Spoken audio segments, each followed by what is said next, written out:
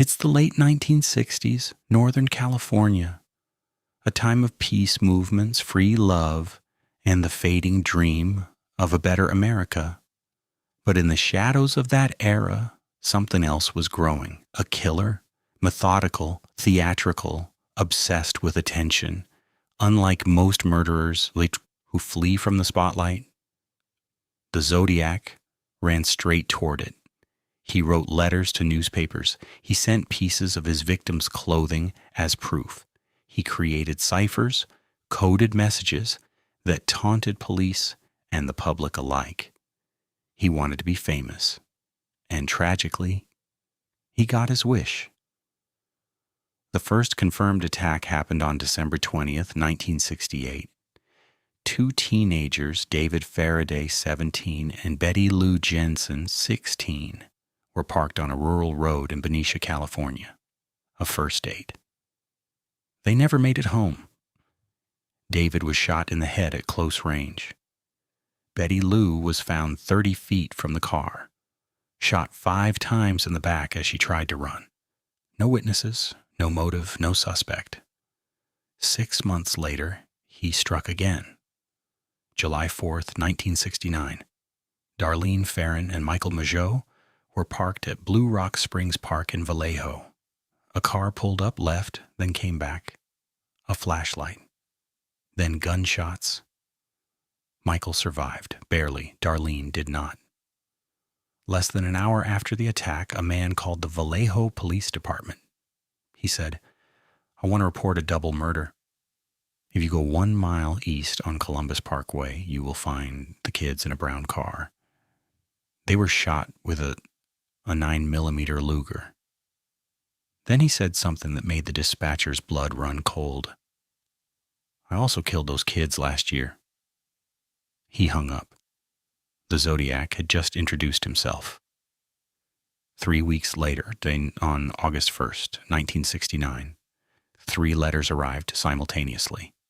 1 to the San Francisco Chronicle, 1 to the San Francisco Examiner, 1 to the Vallejo Times-Herald. Each letter contained details about the murders that only the killer could know. Each demanded the letters be printed on the front page, or he would cruise around and pick off all stragglers. Each letter also contained 1/3 of a 408-symbol cipher, a coded message the killer claimed revealed his identity. The newspapers printed them. Cryptographers across the country tried to crack the code. It took a high school teacher and his wife just 1 week. The decoded message read, "I like killing people because it is so much fun. It is more fun than killing wild game in the forest because man is the most dangerous animal of all."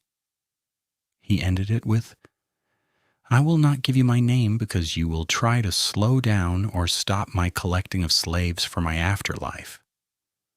The Zodiac believed his victims would serve him in death, and he was just getting started.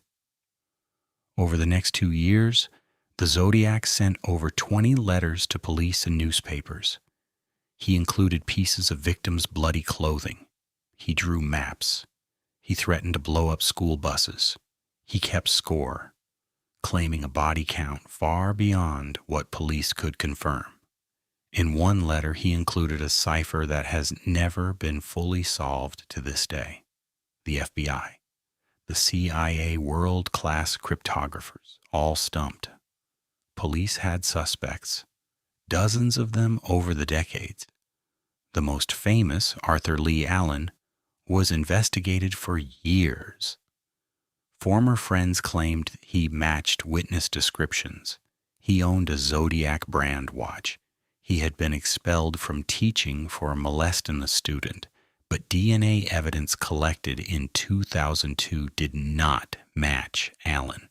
He had died of a heart attack 10 years earlier. Rates never charged. The Zodiac case went cold. Here's what makes the Zodiac case unlike any other. He stopped, and no one knows why. The letters dried up after 1974. The killings, as far as we know, ceased. He simply vanished Was he imprisoned for another crime? Did he die? Did he just stop? We don't know. What we do know is this. The Zodiac Killer sent 37 taunting messages to the people trying to catch him. He operated in plain sight. He called police stations directly. He mailed evidence of his own crimes, and he was never caught. One cipher remains unsolved. One killer remains unidentified, and somewhere out there, if he's still alive, he knows exactly who he is. We don't. The Zodiac Killer, 5 confirmed victims, 37 claimed, 0 arrests. If you have any information related to this case, the FBI tip line remains open to this day. This has been the 3 a.m. report. Stay out of the dark.